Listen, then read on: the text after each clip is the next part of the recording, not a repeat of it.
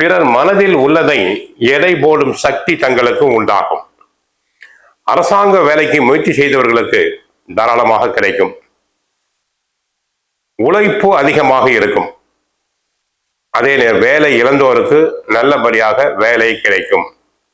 சுக்கிரன் செப்டம்பர் 1ஆம் தேதி தற்சமயம் நீச்சமடைந்த கன்னி ராசியில் உள்ள சுக்கிர பகவான் அவர் துலாம் ராசிக்கு செப்டம்பர் 1ஆம் தேதி செல்கிறார்.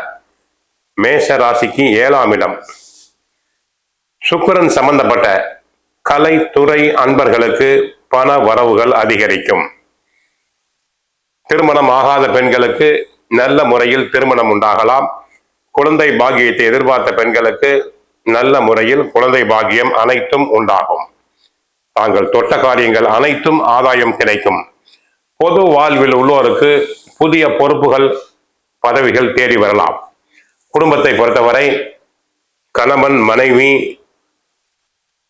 அதாவது தங்களுக்கு 7.5 சனியில் விரய சனி, சனி பகவான் வக்கரமடைந்திருப்பதால் இன்னும் 4 மாதங்களுக்கு எந்த தொந்தரவும் இல்லை. இருந்தாலும் சில சமயங்களில் கணவன் மனைவி சிறு சிறு கருத்து வேறுபாடுகள் உண்டாகலாம். அதிகம் உணர்ச்சி வசப்படக்கூடாது. எதையுமே நிதானமாக நின்று சமாளிக்கும் திறமை வேண்டும்.